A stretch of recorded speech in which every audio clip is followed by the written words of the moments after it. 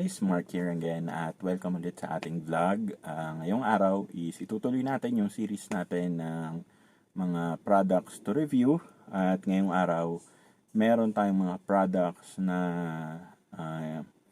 i-review or gagamitin na yung iba doon is dati ko nang ginagamit. Okay?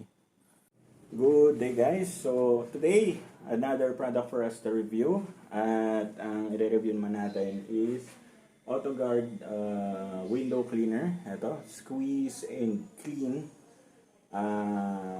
streak and smear free, wipes out glare. So saktong-sakto to guys, at medyo marumi yung ating bintana. Ayan. So may mga handprints at kung ano-ano pa. So yan yung lilinisan natin today. At this is 250 ml. Nakalimutan ko kung magkano to. Parang sige, end of the video babanggitin ko. Nakalimutan, wala kasi yung price dito. So sabi dito, especially developed glass cleaner that terminates dirt, streak, grime to reveal a completely clear glass, wipe out glare. So, wipe out the glare, reach up to 25 liters of water, effective and economical, won't damage your glass or rubber, safe on tinted windows, extremely high dilution. So, how to use? So, walang nakalagay dito kung ilang patak. So, we would just assume, ito, kalahating tabo ng water, and titingnan na lang natin kung gaano siya ka-concentrated, and we will clean yung ating bintana. Okay guys, so try na natin.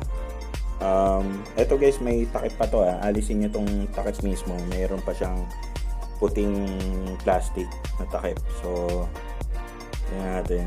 So parang hindi naman siya ganun ka concentrated. So yan. So 4 na squeeze, and then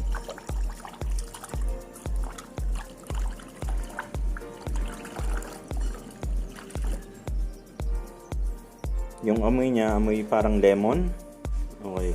So parang tingin ko pwede siyang concentrated Pero sundin muna natin yung instructions niya. Ang gagawin natin is bababad natin yung ating microfiber towel sa ating solution. Yan yung Autogard window cleaner.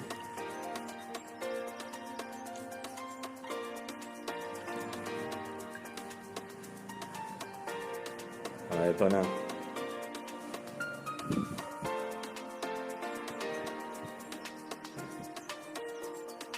So I would assume na kailangan mo pa ng kumbaga ito yung basahan para dito. So titingnan natin. So, ito yung ating microfiber na tuyo.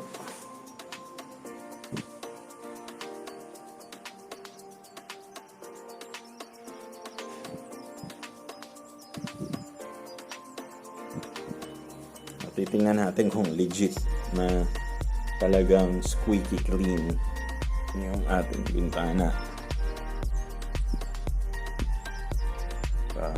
So far, okay.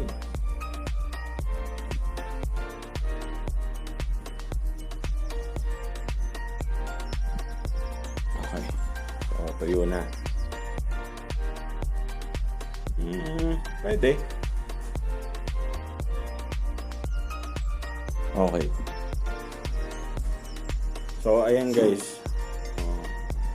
Yan yung ating third row na window after gamitan ng glass cleaner ng Autogard.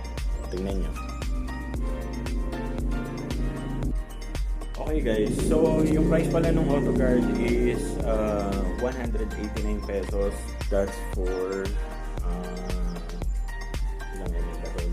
250 ml, 189 pesos. Nabili ko to sa SM, sa supermarket. Ko siya nabili dun sa automotive section. Impressions, yun guys, okay naman, diba?